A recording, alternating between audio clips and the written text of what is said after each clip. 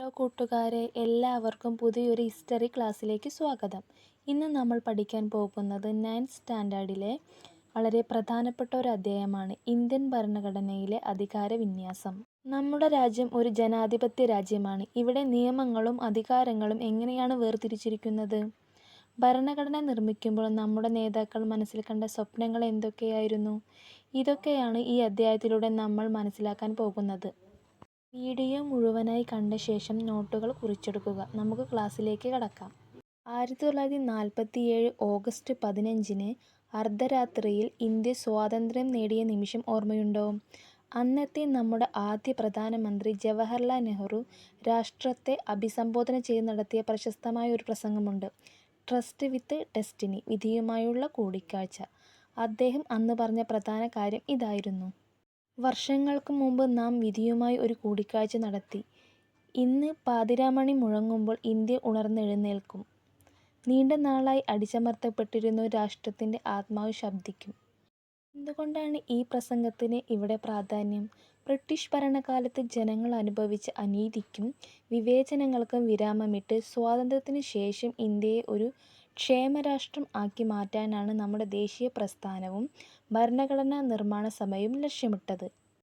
ഭരണഘടനാ നിർമ്മാണം ആരംഭിച്ചപ്പോൾ അതിന് വ്യക്തമായൊരു ദിശാബോധം നൽകിയത് ആരാണെന്നറിയാമോ? 1946 ഡിസംബർ 13-ന് ജവഹർലാൽ നെഹ്റു ഭരണഘടനാ നിർമ്മാണ സഭയിൽ അവതരിപ്പിച്ച ലക്ഷ്യപ്രമേയം അഥവാ ഒബ്ജക്റ്റീവ്സ് റെസല്യൂഷനാണ് അതിന് അടിത്തറ പാകിയത്. ലക്ഷ്യപ്രമേയത്തിലെ പ്രധാന ആശയങ്ങൾ ഏതൊക്കെയായിരുന്നുവെന്ന് നോക്കാം. സ്വതന്ത്ര പരമാധികാര റിപ്പബ്ലിക്. ഇന്ത്യയെ ഒരു സ്വതന്ത്ര പരമാധികാര റിപ്പബ്ലിക്കാക്കി മാറ്റുക. ജനങ്ങളിൽ നിക്ഷിപ്തമായ അധികാരം. ഭരണഘടനയുടെ എല്ലാ അധികാരങ്ങളുടെയും ഉറവിടം ഇന്ത്യയിലെ ജനങ്ങളാണ്. മൂന്നാമത്തെയാണ് നീതിയും സമത്വവും. എല്ലാ ജനങ്ങൾക്കും സാമൂഹികവും സാമ്പത്തികവും രാഷ്ട്രീയവുമായ നീതി ഉറപ്പാക്കുക. അവസാനത്തെയാണ് അവകാശങ്ങളുടെ സംരക്ഷണം. ചിന്ത, ആശയാവിഷ്കാരം, വിശ്വാസം, ആരാധന, തൊഴിൽ എന്നിവയ്ക്കുള്ള മൗലിക സ്വാതന്ത്ര്യം ഉറപ്പുവരുത്തുക.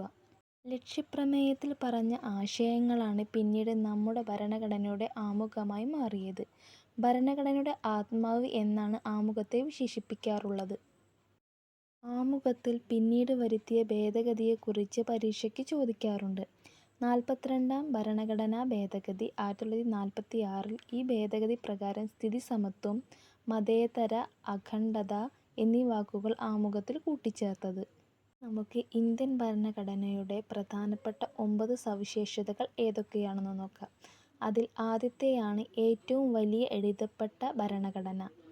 ലോകത്തിലെ സ്വതന്ത്ര രാജ്യങ്ങളിൽ ഏറ്റവും വലിയ എഴുതപ്പെട്ട ഭരണഘടന ഇന്ത്യയുടേതാണ്. ഇന്ത്യയുടെ ഭൂമിശാസ്ത്രപരമായ വലിയ വിസ്തൃതി, ഭാഷാ സാംസ്കാരിക വൈവിധ്യങ്ങൾ, കേന്ദ്ര സംസ്ഥാന ഗവൺമെൻറ്റുകളുടെ ഒന്നിച്ചുള്ള നിയമങ്ങൾ എന്നിവ ഉൾക്കൊള്ളിച്ചതിനാലാണ് ഭരണഘടന ഇത്രയും വിപുലമായത്. രണ്ടാമത്തെയാണ് പാർലമെൻ്ററി ജനാധിപത്യം.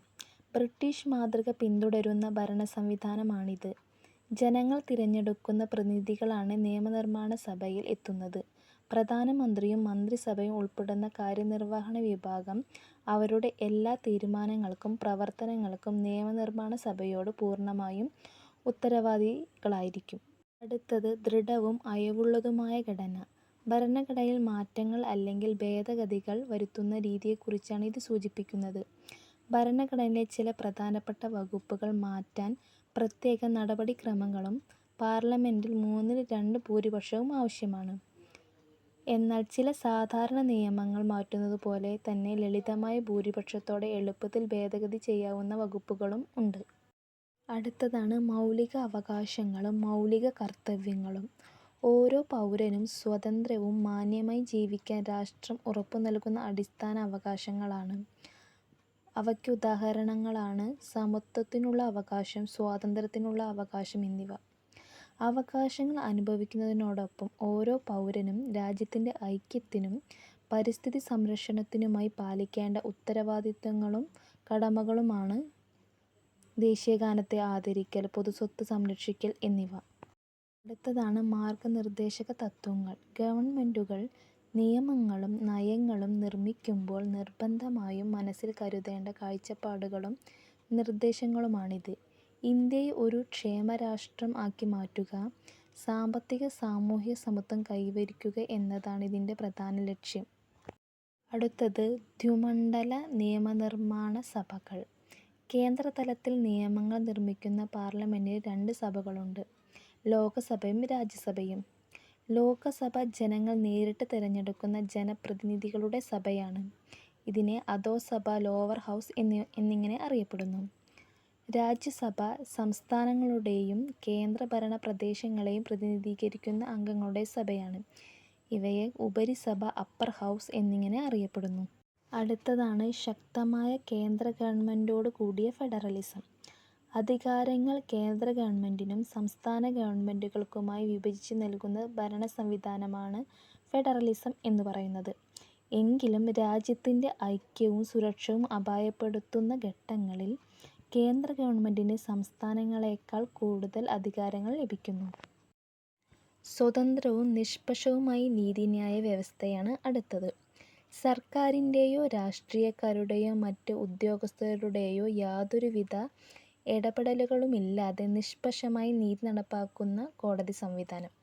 രാജ്യത്തെ ഏറ്റവും ഉയർന്ന കോടതിയായ സുപ്രീം കോടതിയാണ് ഭരണഘടനയുടെ കാവലാളായും പൗരന്മാരുടെ മൗലികാവകാശങ്ങളുടെ സംരക്ഷകനായും പ്രവർത്തിക്കുന്നത്.